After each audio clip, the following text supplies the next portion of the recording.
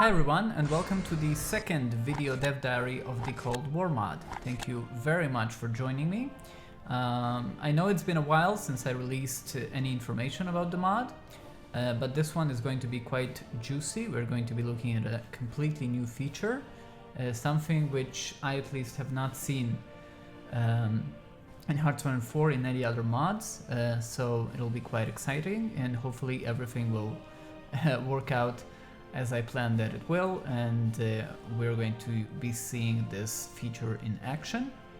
Now, before I go on, I want to thank from the bottom of my heart these four people, these four people, because their support is really not something that I can take for granted.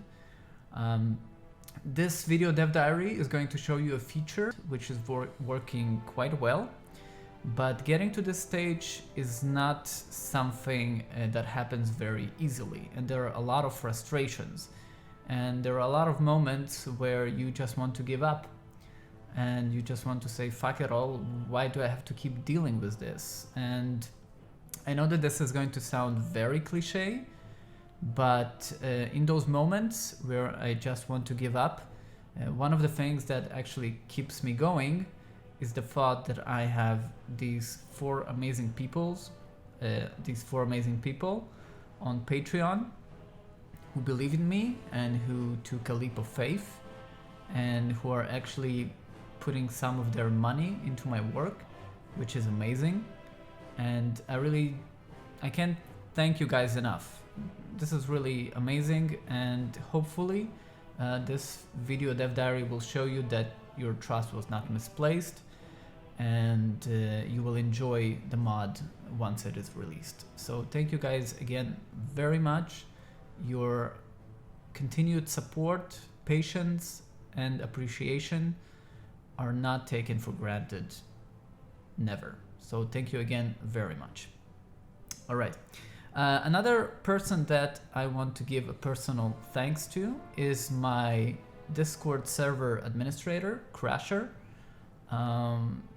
Thank you very much, dude. I mean, your help with the Discord server, which can be quite a tremendous task at times, has really been valuable. It has allowed me to focus on the mod instead of policing the Discord server at times when we have some not so friendly people coming over. Really just the very possibility of making this mod was a big thank you to all of these people who make it possible for me to continue working on this thing and making it better and moving it closer and closer to release. Okay. Now, I'm going to talk a bit about the history of the Security Council feature. So if you're not interested in all of that, I will have the timestamps in the description below. Those will show you exactly when I'm beginning to show the feature as it is now in the mod. So you can just skip over there if you don't want to watch all of the stuff that's coming before that, that's fine. You can just go directly there. But for those of you who are staying, I just want to give you a little glimpse into how the Security Council, the UN Security Council feature has developed throughout the mod. So what I have here on the screen is an earlier version of the mod and an earlier implementation of the Security Council feature. So at the beginning, first of all, I should say that the Security Council feature is something that I had always wanted to have in a Paradox game, and I actually had a feature like this in Hearthstone 3 in my Modern Warfare mod, and it worked like 90% of the time, but we didn't have the tools in that game that we have here, so it wasn't as good. But it's a feature that has always been in the back of my mind, and I always wanted to implement it properly, and hopefully I've managed to do it, but you'll be the judge. So this is how the feature was supposed to work at first in the mod, it was attached to the decisions panel, and every country which was a member of the Security Council saw this panel.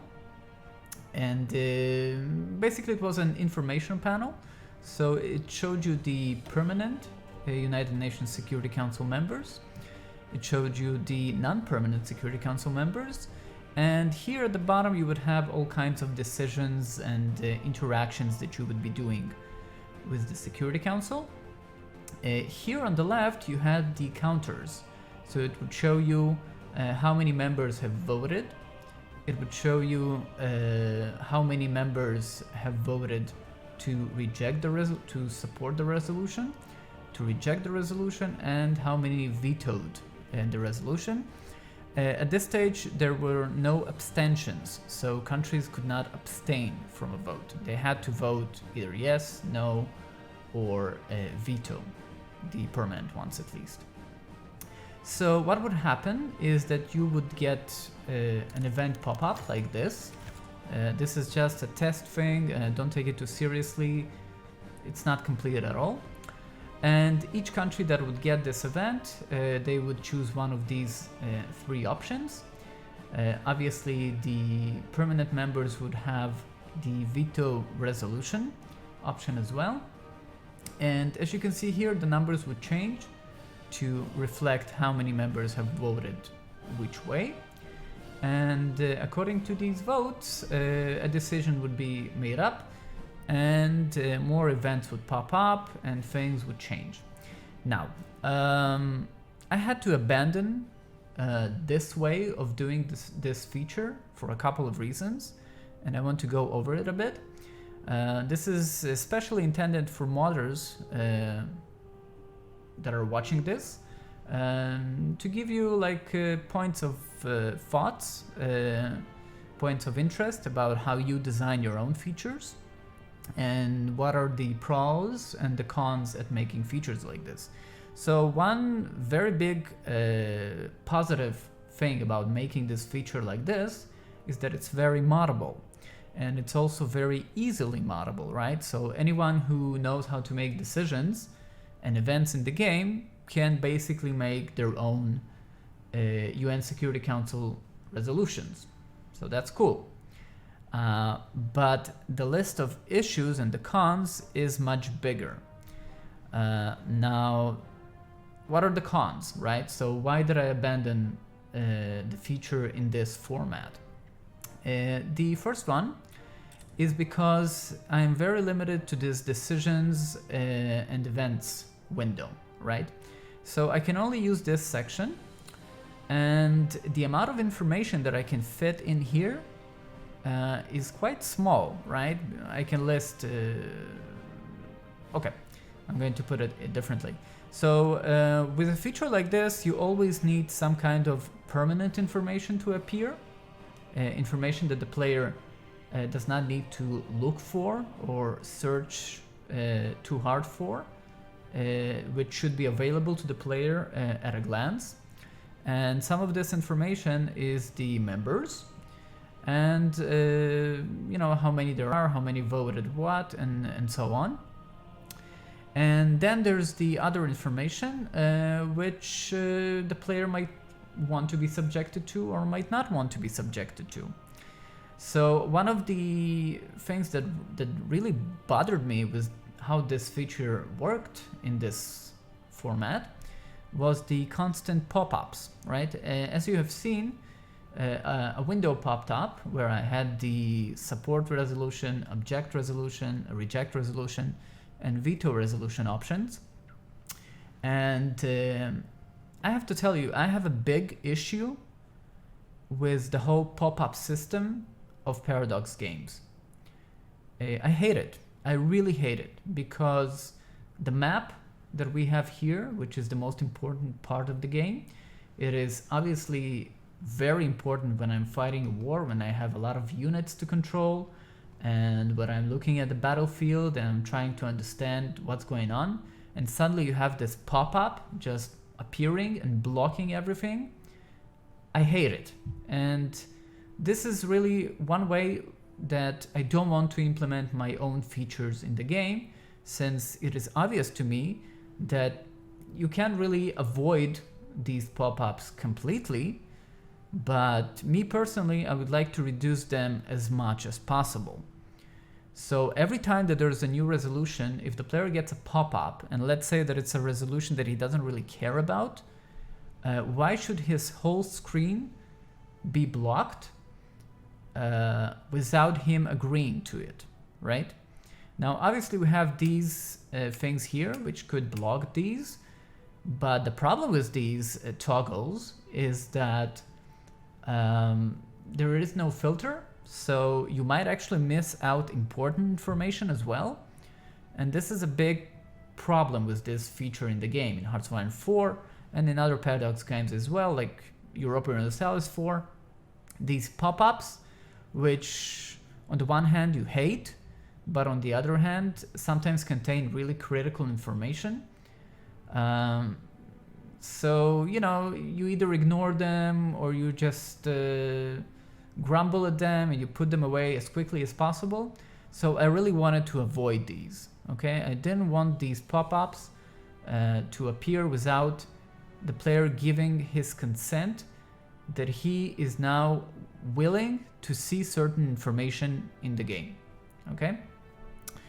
Right. So the pop-ups. Another thing was that with this resolution, you don't really see it here, but with other resolutions, this section of the decisions panel would sometimes get very crowded. I mean, you would get a lot of things in here, a long list. So you had to scroll, you had to close, you had to open. You had to do all of these things just to get to the information that you want, or to block out unnecessary information.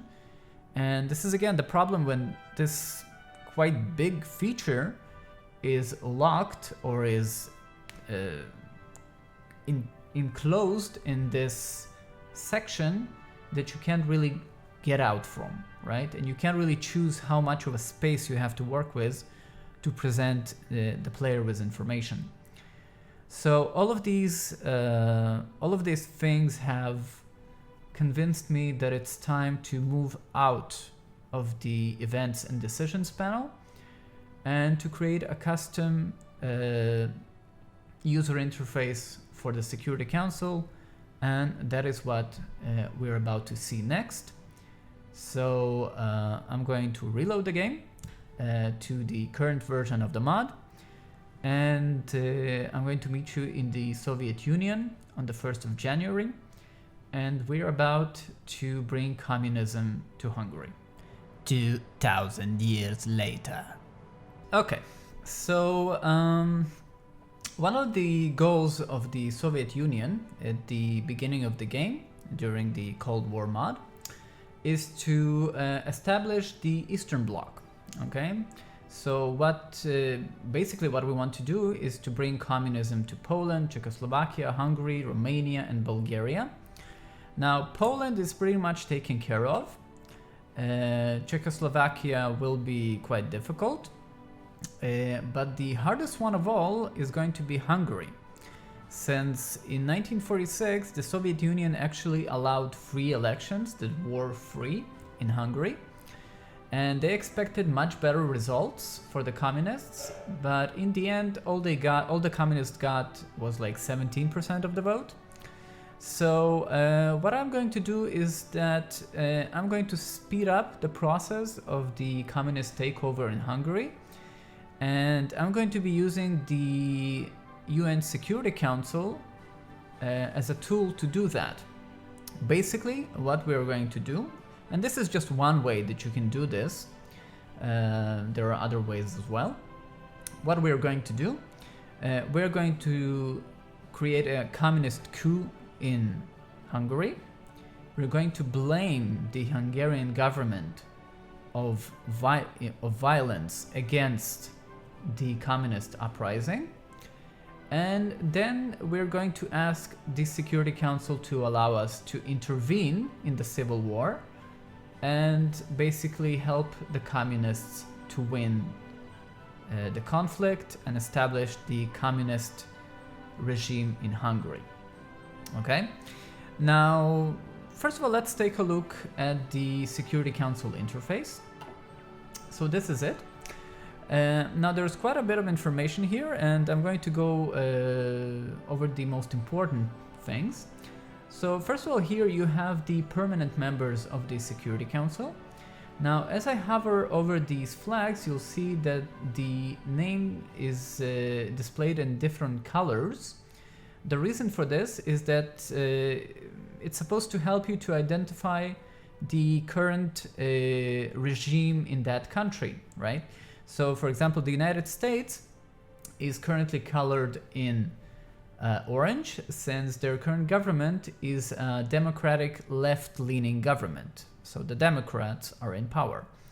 The Soviet Union obviously has the red color, since we have communists in power.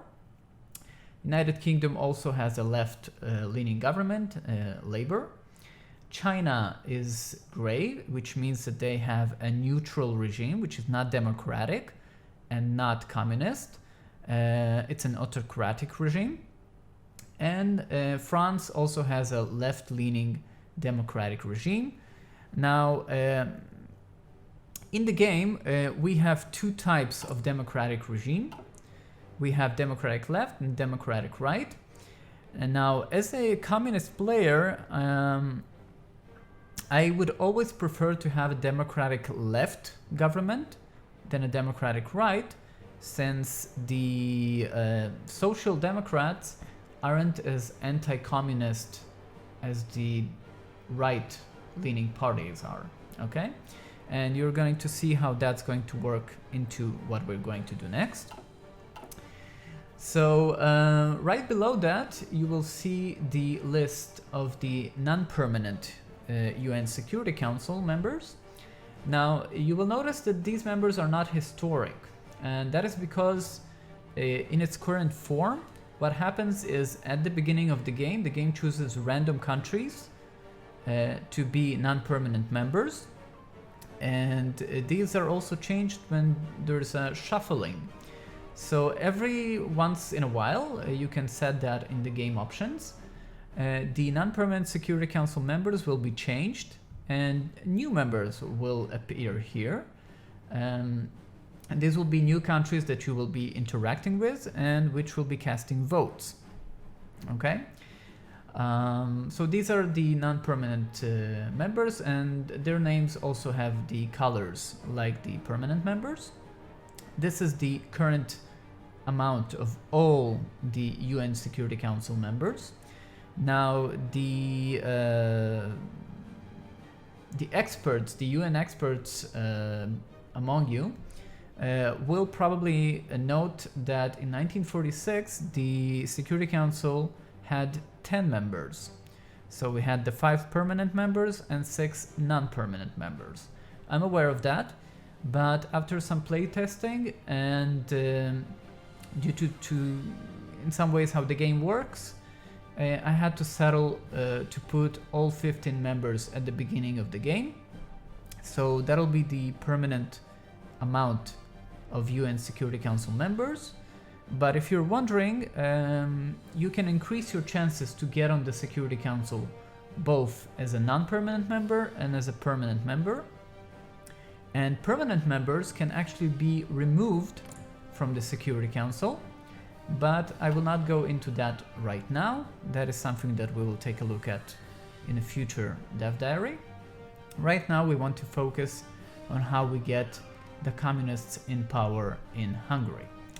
Okay, so what's next? Here we have the current resolution vote status. So each resolution that is brought before the Security Council has a status. It can either be adopted, which means that the resolution is executed by the Security Council after most of the votes have supported the resolution. It can be rejected. If most members voted to reject the resolution, it might be vetoed. Permanent members of the Security Council can veto resolutions, thus rendering all other votes invalid and cancelling the resolution. And also the country that brought the resolution will have to wait a while longer before they can bring the resolution again for a vote. Here in these monitors you will see the amount of votes for each type, right? So how many voted to support the resolution, how many voted to reject it, and how many members voted to abstain. Members who abstain basically are not casting either a no or a yes vote, and their votes do not count. So all you need to worry about is just to get more yes votes than the no votes. That is it. And obviously you will have to worry for your resolution not to be vetoed. Right underneath here, this is not something that we will probably get to see in this video, but each time you veto a resolution as a permanent member, and each time you abstain from a resolution, the cost of doing this action again will rise. So you need to be very careful about which resolutions you veto, because you will have to pay political power in order to do that again in the future. Okay, so basically this is it. Now let's see how the Security Council can work for us. One more thing that I want to mention here is that you will notice that on the flag of Poland and on the flag of Mongolia, we have this little icon, which indicates that they are puppets, right? So both Mongolia and Poland are puppets of the Soviet Union. So I really don't have to worry about how they're going to vote, since they are going to vote automatically the same as the Soviet Union, is voting.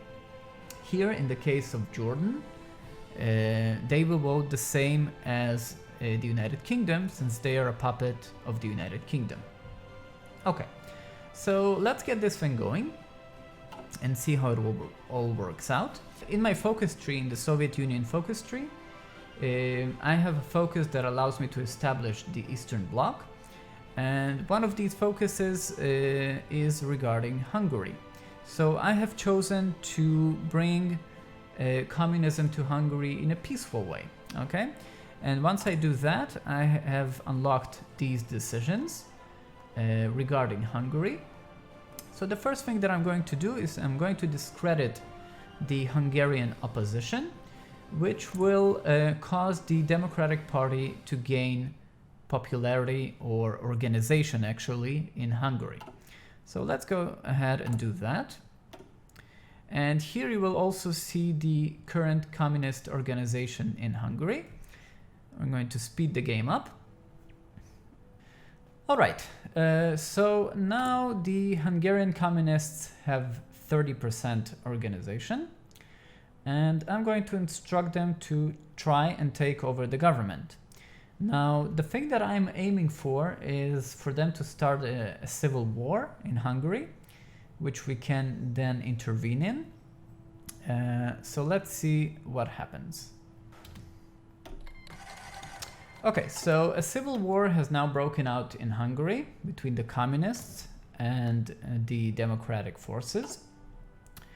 And the first thing that I want to do in order to advance my goal, one of the things that I'm going to have to do is to condemn the violence, right? We're going to go to the Security Council and we're going to announce that this is unacceptable and that this eventually. So we're going to go to the Security Council and we're going to proclaim that this conflict must end as quickly as possible. And this resolution is actually quite easy, right? Because most democratic countries would vote in favor of a conflict to end. So let's go ahead and do that. So I'm going to click on Hungary. I'm going to condemn violence. And what this is going to do, it's going to bring up the resolution in the Security Council interface. Now, yes, about that red phone. If you remember earlier, if you watched it, I talked about how I did not want pop-ups. Now, the Security Council is quite a complex feature, which I've integrated into many places in the game, and which will probably have even more influence. as development continues. So I also had to develop a way to notify you when there is a new resolution being voted on without giving you a pop-up on the screen.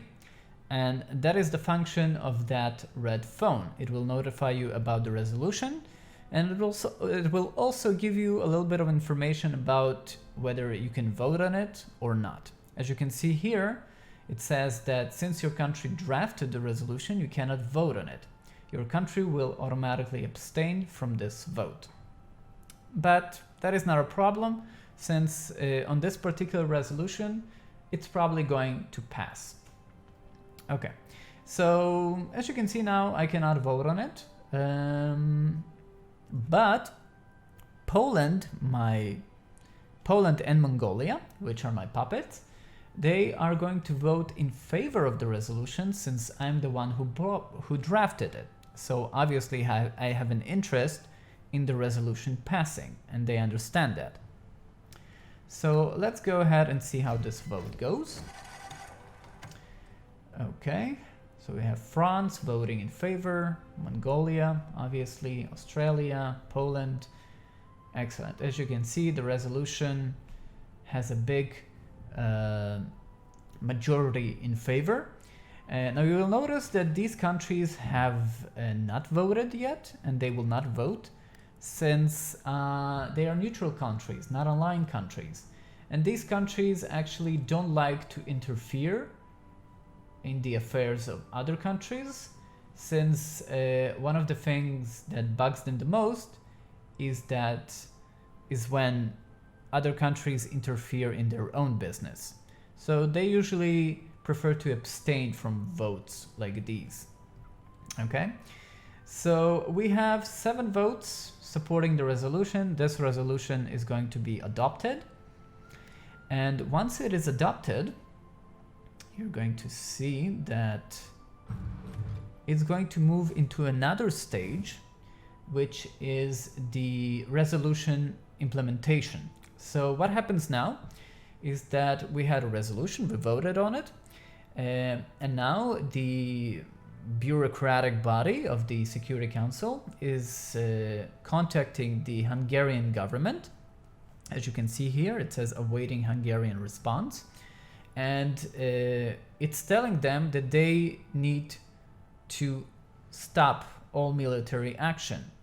Now, what this means is that Hungary is getting an event where they are told that the Security Council has passed a resolution which is demanding that they stop all military action, and if they agree, they will have a white peace agreement with the communists. Now, let me tell you right now, they're not going to agree to this, and this is great because it works in our favor and makes them less, let's say, likable, okay? So we'll have to wait a bit until the resolution is implemented and Hungary responds. Now, how do I know that Hungary responds? As you can see here in the world tension, it has risen by 4. Now, the reason for this is because Hungary has refused a UN request to cease hostilities. Excellent. Our plan is beginning to work. So what happens now, since Hungary has refused to stop this conflict? When I click on Hungary, I have an option to call for UN police action. Yes, this is quite similar to the police action that the United States has carried out in Korea during the Korean War. But if I'm going to call this resolution now, it's not going to pass. And that is because the United States, the United Kingdom, France, and probably Australia are going to vote against it. So this brings us to the following situation. We have 1, 2, 3, 4, 5, 6, 7 votes against the resolution, which I want to bring up to conduct UN police action in Hungary. That is a lot of votes against us. So we're going to have to convince the other members to vote for us. And this is going to be a very close vote. Now, one thing that I want to mention is because the members of the Security Council, when you begin the game, are voted randomly. They are voted, however, from continents. So you always have a representative from Africa, South America, Europe, and so on. You might not have the Security Council that will allow you to do this, the thing that I'm doing right now. You might also have even a better Security Council members that will actually allow you to do this much easier than I'm doing it right now. So it all depends on the situation, right? And you will need to adjust to these changing situations when you play them on. Okay, so let's continue. So we want to intervene in the war, in the civil war in Hungary, to help our fellow communists to win the war and establish communism in Hungary. But we're going to need to ask all these other countries to vote in our favor. So first of all, let's go to Haiti. Okay, now Haiti is willing to help us on the Security Council since we improved relations with them before. So I'm going to ask them to support us. Now, as you can see, in order for them to agree, they want 5 civilian factories. Now I can give it to them. So I'm definitely going to ask them to support me in this. The same for Bolivia, but first I need Haiti to agree. Okay. And now Liberia.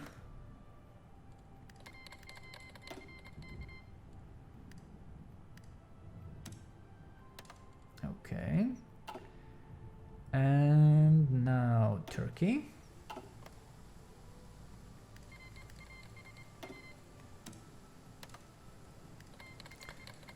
And surprisingly, we can also bring Australia on board since they have a left-leaning democratic government. Okay, so they will support it. And also Hungary is so far away. Why should they care too much? Okay. Okay, so let's take a look at the Security Council again. Now, as you will notice, all of these countries now have this red flag, which is the flag of the Soviet Union, under their flag. And that means that they're going to vote the same way that I'm going to vote. Now, you already know that when I bring up a resolution, I cannot vote on it. But since I'm drafting the resolution, I'm obviously interested in the resolution passing. And all these countries that we've had an agreement with, they know that. So they are going to vote in favor of the resolution, right? So let's see. So how many votes we have? We have Poland, 1, 2, 3, 4, 5, 6, 7. So we have 7 votes in favor, and we have 1, 2, 3, 4, 5, 6 votes against. So that resolution is going to pass now. Excellent. Let's go ahead. So we're asking the UN to give us a mandate to intervene. Now, obviously, there are other ways that I can handle this situation, right? I could send volunteers to Hungary, but I will need a little bit more world tension. I could maybe just justify a war goal, do all of these things. But the thing is that I don't want to go too aggressive right now, right? I want to do things in this like legal framework. And that way I will not antagonize myself to other countries, since as you can tell right now, I actually need the good opinion of these countries of me in order for them to support me. And that is something that you're going to have to get used to. You're going to need friends. Because let's just say that suddenly the United States has proposed a resolution on the Security Council where they want to expel me, the Soviet Union, from the Security Council. And if they get enough votes, that will happen. So you always need to keep a check on how many countries are going to vote in your favor, or at least abstain and not vote against you. Because if they do, you can be in quite a lot of trouble. Okay, moving on. So let's move on with this resolution. And okay, hopefully no surprises. Let's see how this goes.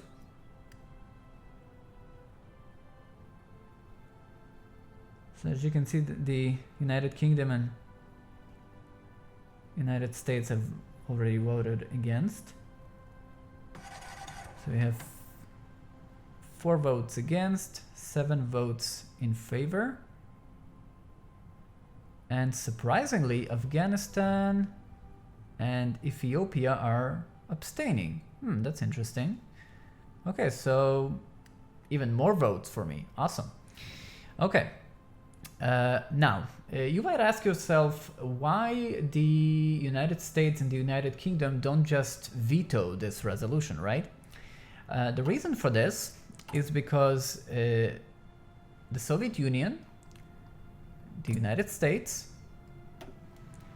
and the United Kingdom, they have this national idea called the New World Order. Now, what this means is that there is an unspoken agreement that all of these Eastern European countries are in my sphere of influence. And that means that as long as I don't go too far, like, I don't know, for example, trying to create a communist coup in France or in Italy, they will not intervene too harshly in what I do in Eastern Europe, okay? So while they're still objecting, and they're like, okay, no way, no, this is not good, they're not vetoing. But if you push them too far, and if you don't respect the spheres of influence, Western Europe is under the influence of the United States. So if you don't respect these spheres of influence, you will be seeing a lot more vetoes on the Security Council, and that will make things much harder for you. Okay, so our UN Police Action Resolution is about to pass. This is excellent. And what this means is that now I'm going to get a casus belli, a war goal against Hungary, allowing me to conduct police action. And this unique war goal is not going to raise world tension as much as a war goal, for example, if I had done it on my own, right? If I had not had a mandate from the Security Council. Now, the reason that I can't declare war right now is because I have troops in Hungary. So I'm just going to move my troops outside.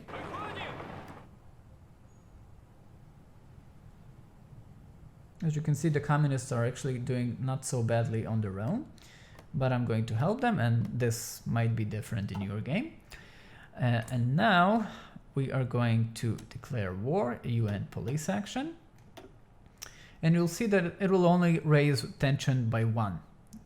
It's also very important to note that I will not be able to take any territory. Any territory that I control is going to go to the communists.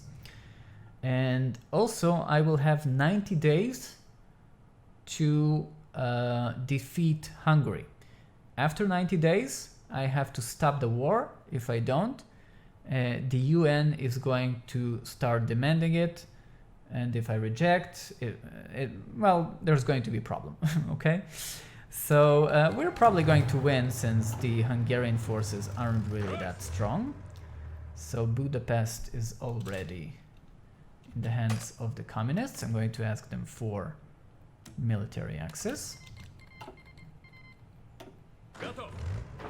And I'm just going to march straight to that province. One thing that I also want to mention about the Hungarian communists, you will notice that their country has this icon here, non-recognized government. Now the reason for this is because, well, they're basically not recognized, right? I mean, they had this coup, and while the Hungarian government was condemned, this is not really recognized as any form of government. So this is another issue that we are going to need to take care of, or Hungary will have to take care of later on in the game. And obviously you can use the Security Council to legitimize your regime and lose this non-recognized government penalty, which, as you can see, gives you quite nasty effects.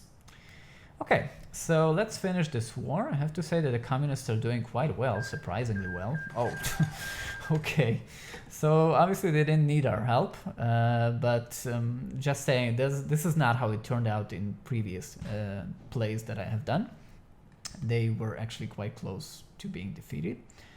Okay, so we now have the Socialist Republic of Hungary, but it is not a recognized government, and this is something to take care of later on.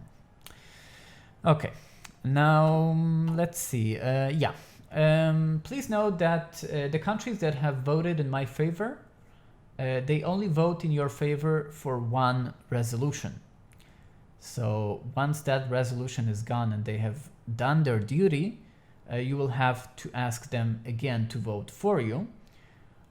So it's always a good idea to have high relations with non-permanent UN Security Council members to make it easier to convince them to vote with you on the Security Council.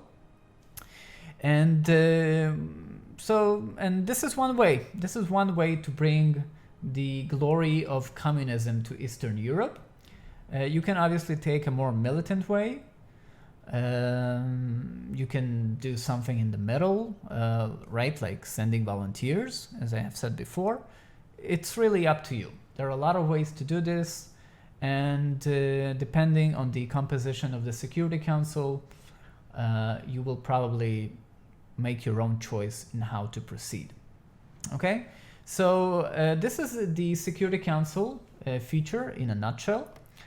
There are actually many more ways and resolutions that can be drafted on the Security Council, and I will show these as we go on with development and as we approach closer to release. Now, my dear patrons that are watching this, as you are looking at this panel of the state, I know that you're asking yourself, isn't something missing? Something that you have seen. So yeah, it is missing, but I have not removed it. I just didn't want to have it here right now, not to create too much confusion. I will definitely talk about this in the next dev diary, and there's also a lot of exciting stuff there, so can't wait to show it as well. Okay, so this is the UN Security Council feature, which will no doubt grow and expand. I have actually a million ideas on how to improve things and how to incorporate even more features into this already big mechanic of the game. But I do have to hold myself back so that the mod can be released eventually, and those things will be added in the future. I hope you enjoyed watching this. I hope that things were clear enough. Hopefully I've explained things properly. If not, you're welcome to ask things in the comments and I will do my best to answer. This is it mostly for the Security Council. Now, one more thing that I want to talk about in this video is the Embargo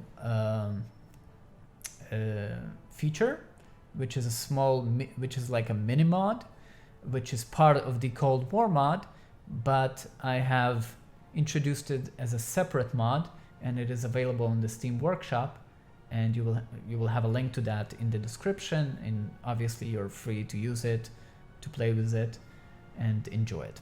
So I'm going to talk a bit about that. I'm going to have to switch to vanilla, since it is intended for vanilla. And thank you for watching. And if you want to keep watching and learn about the Embargo mode, you're welcome to it. And if not, then I will see you in the next one. But right now, let's jump to the Embargo mod. Okay, so the last thing for this dev diary is the Embargo mini mod. Now everything you'll be seeing here, you will also be able to see in the mod, in the Cold War mod. But you can also use the Embargo mod in the vanilla game.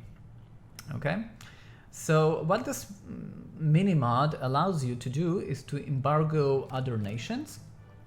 I've noticed as I was actually developing the Cold War mod that I had hostile nations trading with me and buying resources.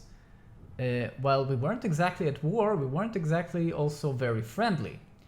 And that really bothered me. It's like, I don't want to give them resources, so why should I not have control over this? And that is what brought me to create the Embargo mod. So let me just show you quickly how it works. Okay, I'm just going to declare a war here. Okay. Now, currently I'm at war with the Allies. Okay, France, United Kingdom, and as you can see, France is the first nation to embargo me, and that means that I will no longer be able to buy resources from them, but they can still buy resources from me. To prevent that, I can just impose an embargo on them. Okay, and now neither one of us can buy resources from each other. And that is basically what the Embargo mod does. Now I'm developing it and improving it slowly for the Cold War mod. So there will be updates for it. And as I said, it is already available on the Steam Workshop. I'll have a link to that in the description. So you're welcome to try it, play around with it if you like it, leave a comment, rate. That'll be nice. But I just want you to realize that the Cold War mod is quite a big thing, and there are a lot of these subsystems and sub features that I'm developing for the mod, which might make it into vanilla as well. So hopefully we'll have more of these in the future. Basically this is it. This is it for this dev diary. Thank you very much for watching. I cannot really say anything about a release date yet. The mod is no longer in pre-production. That means that I'm mostly working on focus trees right now, and when I'm going to finish the focus trees for the main countries, which are the Soviet Union, United States, United Kingdom, France, and China, that's when I'm going to release the mod, and hopefully it will happen as soon as possible. I'm definitely putting as much time into it as I can. Hopefully you enjoyed this video. Hopefully you're excited about the mod and the Security Council features as much as I am. I can't wait to see what people are going to do with it in multiplayer, since you have to understand that I'm mostly testing these features and playing around with them in this like lab conditions. So I really have no idea what directions people might take these features to, either in single player or multiplayer. So it'll be very exciting to see how people maybe are going to play with them differently, and it might actually make these features evolve in different ways. So we'll see about that. Okay, I'm gonna stop rambling because I feel like I'm talking too much. Okay, so thank you guys again for watching. I hope to release more dev diaries soon. It's really hard for me to promise anything, since development of this thing is quite hard, and sometimes there are problems that come up that throw my schedule off quite significantly. So I don't want to promise anything or make any promises that I will break, but hopefully we'll have more of these soon. Again, thank you for watching, and I will see you guys on the next video on the Iron Workshop. Goodbye.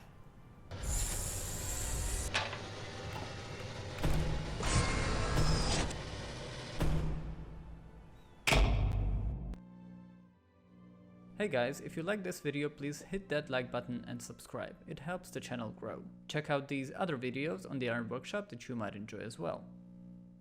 Please consider supporting the Iron Workshop on Patreon. This will allow the channel to grow and become even better. Thank you.